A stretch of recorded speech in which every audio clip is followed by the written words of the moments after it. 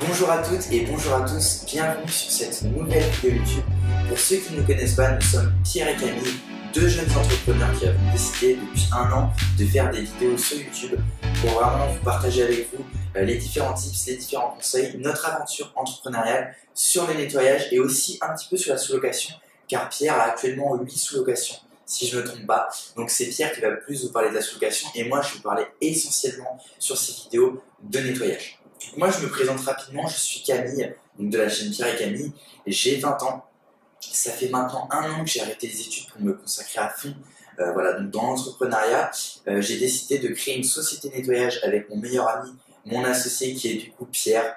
Avant de commencer cette vidéo, je vais t'inviter à t'abonner, à activer la cloche de notification et à partager cette chaîne YouTube. Je vais t'inviter aussi à récupérer directement une formation gratuite dans la description qu'on a préparé avec Pierre spécialement pour toi, où là on t'apprend à lancer une société de nettoyage de A à Z. Sans plus tarder, on va passer directement au sujet principal de la vidéo. Aujourd'hui, je vais voir avec vous 5 façons d'optimiser et justement de comment facturer vos clients et être payé rapidement dans une entreprise de nettoyage. Donc ça ne s'applique pas forcément à une entreprise de nettoyage, mais c'est les principes pour moi fondamentaux pour vraiment gagner du temps et ne pas avoir de retard sur le paiement. La première notion que beaucoup l'ignorent, mais en fait, ça va être la simplicité. Je m'explique par là, ça va être la simplicité du processus de facturation. C'est en fait de mettre tous les moyens en place pour qu'il n'y ait le moins de retard de paiement possible auprès de vos clients, notamment en mettant en place un système de facturation très simple mais très clair et en proposant le maximum de moyens de paiement. Donc, je vais prendre un exemple très simple. La facturation classique, vous allez envoyer une facture, ça va être relié à votre compte d'entreprise. Ça va souvent se faire comme ça.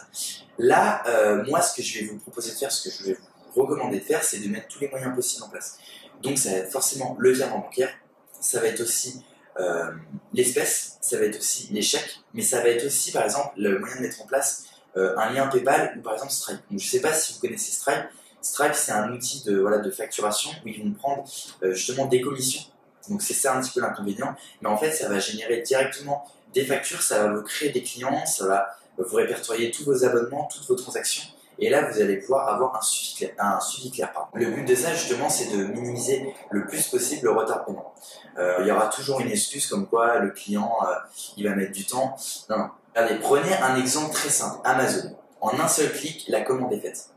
Et bien ce principe-là, les grosses entreprises l'ont compris et c'est pour ça qu'elle doit s'appliquer notamment à une entreprise de nettoyage. Donc vraiment, comme je vous l'ai dit, proposer le maximum de moyens de paiement possible. Donc virement bancaire, carte de crédit, chèque ou encore espèce. Pour que la facturation soit la plus simple possible et qu'elle soit la plus claire et donc du coup la plus rapide pour vous, je vous rappelle que là, donc, tout ce que je vous recommande, c'est que quand vous lancez une société de nettoyage. Donc le but, quand vous lancez une société de nettoyage, c'est de prospecter, c'est d'aller chercher des clients, c'est d'être toujours sur le terrain, c'est de trouver des solutions, de trouver des infrastructures, du nouveau matériel. Vous n'avez pas forcément la tête, vous n'avez pas forcément de temps à perdre justement sur la facturation. Donc ce que je vais vous recommander en plus, c'est d'aller faire vos factures sur des outils de facturation en ligne, mais qui sont totalement gratuits. Donc pour cela, moi je vais vous conseiller facture.devis.fr, il me semble. Je vous mettrai un lien dans la description, je vous mettrai une petite capture d'écran juste ici. Tout simplement, je vais vous montrer du coup un exemple sur cette vidéo, juste ici. Tout simplement parce que facture.devis.fr, en fait, c'est une facture que vous allez pouvoir générer en fait en tant qu'auto-entrepreneur, donc en enlevant la TVA. Pardon. Et en fait, ça va être très très simple parce que vous allez remplir vos informations de base, donc votre nom d'entreprise, votre numéro de tirette, votre adresse, votre input en bas, les coordonnées justement de votre client. Donc quand c'est des entreprises, vous pouvez mettre le numéro de sirène, le numéro de sirène.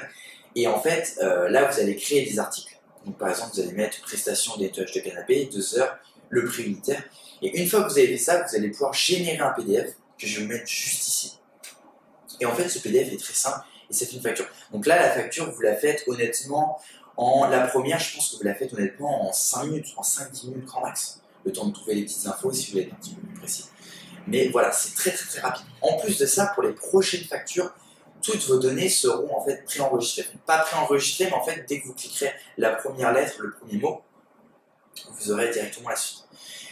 Donc voilà, pour commencer, je vais vous conseiller d'aller sur facture.devis.fr. Dans un second temps, quand vous aurez un petit peu plus de factures, je vais vous conseiller d'aller sur ZoInvoice. ZoInvoice, c'est un logiciel, un outil de facturation qui est directement relié au groupe Zoho. Donc il me semble que c'est un groupe indien. Voilà, donc c'est gratuit, totalement gratuit. Ça devient payant que si vous dépassez un plan de 2000 factures dans l'année, il me semble.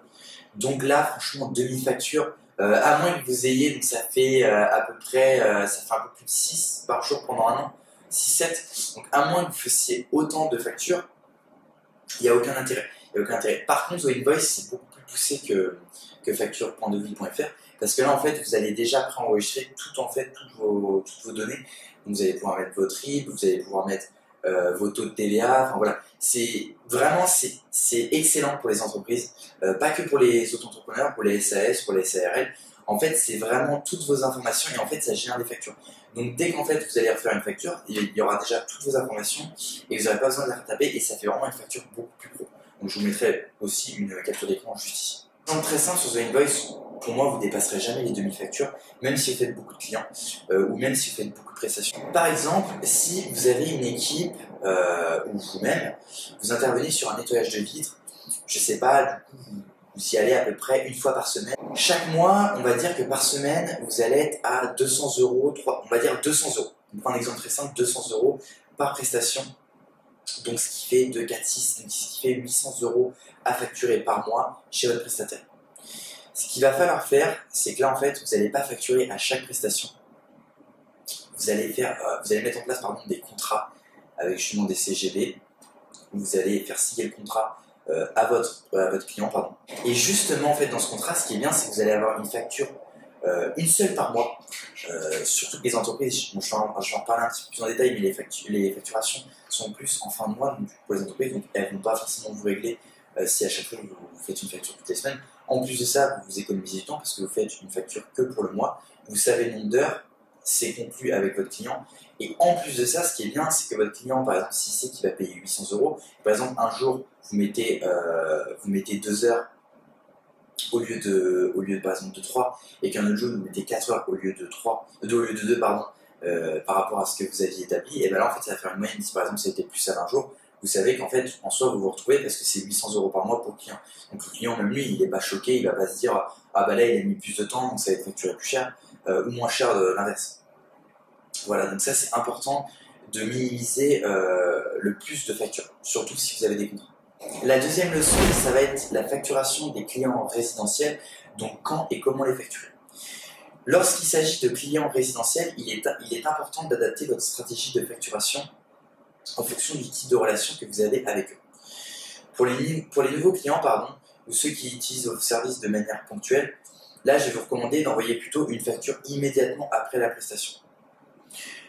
En fait, ça va instaurer une habitude de paiement rapide dès le début, et en plus de ça, vous n'allez pas courir, surtout que c'est du ponctuel, donc vous n'êtes pas forcément sûr d'y retourner, et au moins c'est directement fait. Donc là, pour le ponctuel, il faut vraiment le faire le plus rapidement possible. Surtout que franchement, quand vous faites une prestation de nettoyage de canapé, par exemple, vous allez la faire tranquillement. Après, vous n'avez pas tant de taf que ça, vous nettoyez votre matériel, dès que vous revenez au bureau ou dans le lieu où vous faites toute la partie administrative, vous faites directement la facture et vous envoyez. Le but, c'est d'être le plus rigoureux, le plus efficace. Après, pour les clients donc résidentiels, donc là, ça s'attaque vraiment au nettoyage global. Moi, je vais vous recommander de le faire plutôt par semaine et par mois. Je vais vraiment vous recommander donc chaque mois, en fin de mois. Mais là, les clients résidentiels, ça va être un petit peu différent. Parce qu'en fait, eux, ils vont pouvoir plus anticiper leurs finances. Et en plus de ça, c'est pas des grosses sociétés, donc ils n'ont pas autant de montants à reverser.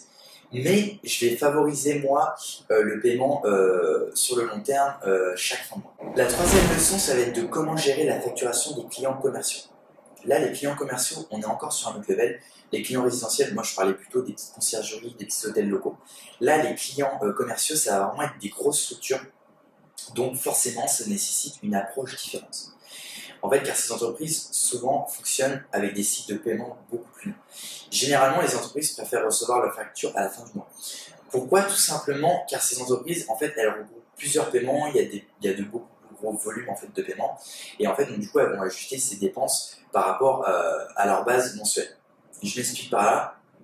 Par exemple, les grosses entreprises sur lesquelles vous allez intervenir, donc, par exemple, pour prendre l'exemple Starbucks, c'est une grosse société, une grosse chaîne, vous allez nettoyer leurs banquettes, et bien eux en fait ils gèrent beaucoup plus de volume.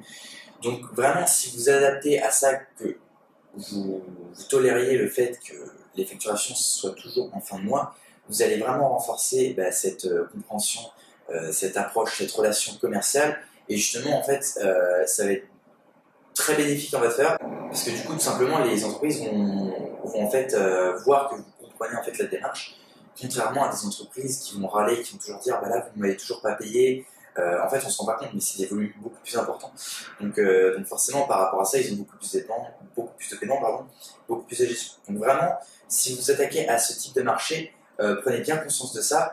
Donc si vous donnez par exemple vos factures en fin de mois, vous serez payé 30 jours après. Mais de toute façon c'est tout à fait légal. C'est 30 jours légal. Justement par rapport à tout ça, les contrats sont super importants par rapport à ça, par rapport aux contrats avec les entreprises.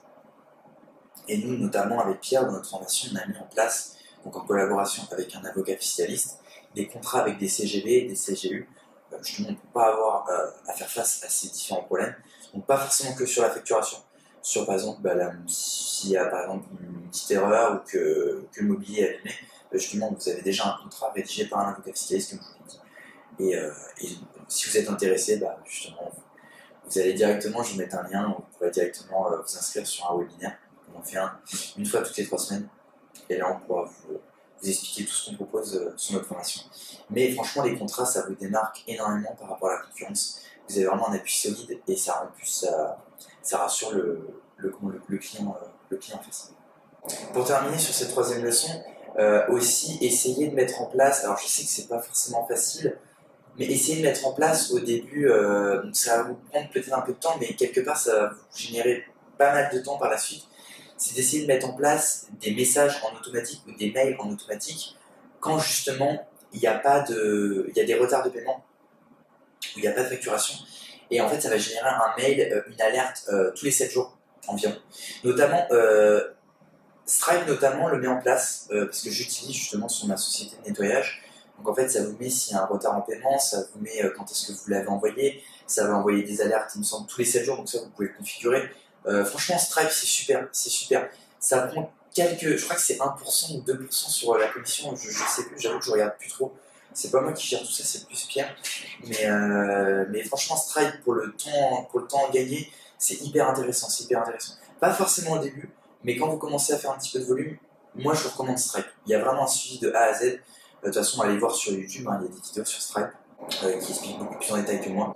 La 4e leçon, ça va être du coup vraiment de cibler l'importance de documenter tous les paiements. Concrètement, documenter correctement les paiements, ça va être une étape essentielle non seulement pour suivre vos revenus, mais aussi pour des raisons fiscales.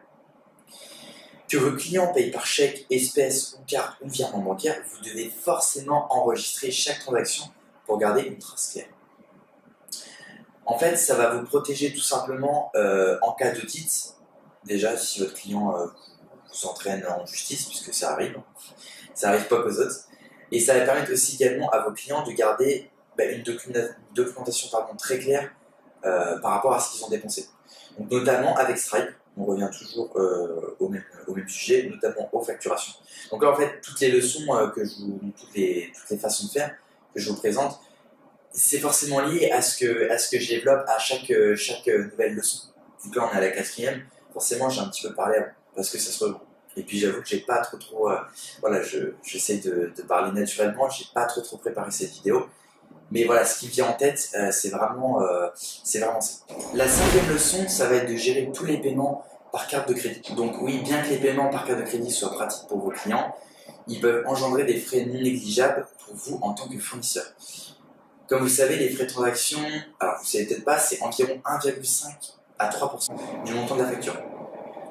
Franchement, par rapport aux marges, ça peut vraiment peser et c'est pas forcément du coup ce que vous allez envisager le plus. Et du coup, ça peut réduire le moyen de paiement. Comme je vous l'ai dit sur la première leçon, le but c'est vraiment d'ouvrir le maximum de moyens de paiement à vos clients. Après, pour les clients résidentiels, c'est souvent le moyen de paiement le plus utilisé. La carte de crédit, sans vous mentir, c'est vraiment le moyen de paiement favori. Je rappelle, le but de cette vidéo, c'est de simplifier la facturation au maximum et de pouvoir avoir le moins de jours de retard en termes de paiement. Donc là, par rapport à ces clients résidentiels, généralement, vous pouvez directement les informer qu'il va y avoir des frais supplémentaires et du coup eux ils puissent participer à ces frais. Donc j'ai recherché un petit peu, donc certaines législations locales encadrent la manière dont vous pouvez répercuter les frais de carte de crédit sur vos clients. Donc là ils nous disent en fait de nous assurer de respecter en fait toutes les lois en vigueur par rapport à la région avant de les appliquer. Mais vous pouvez aussi décider d'absorber ces frais comme je vous l'ai dit et de les intégrer directement dans vos prix afin de faciliter l'expérience client. Soit en fait vous voyez avec votre client si du coup par rapport aux frais il est d'accord pour participer un petit peu à ces frais là, enfin vous vous entendez sur un prix, ou alors c'est un peu comme dans le marketing, vous allez directement mettre le prix un petit peu plus haut et là en fait s'il vous dit pourquoi vous êtes aussi cher que vos concurrents, là vous allez dire tout simplement parce que moi je vais en votre faveur, je m'adapte à votre demande. Voilà, votre moyen de paiement le plus favori chez vous, c'est la carte de crédit, et donc tout simplement je l'ai intégré dans ma prestation, dans mon prix, pour ne pas forcément avoir recours à augmenter, que ça soit assez suspect. Donc là déjà c'est beaucoup plus compréhensible pour le client. Et la petite astuce bonus, c'est de négocier en fait tous les délais de paiement avec les clients commerciaux. Tout simplement, une petite astuce qui peut améliorer la gestion de votre trésorerie, c'est de négocier ces délais de paiement dès la signature du contrat. Donc avec vos clients commerciaux. Parce que certaines entreprises, comme je vous l'ai dit, elles peuvent demander entre 45 à 60 jours parce que c'est la dernière limite légale. Et en fait, pour eux, c'est beaucoup plus simple. Donc si vous anticipez ce type de retard, n'hésitez pas à négocier un acompte ou à réduire ces délais.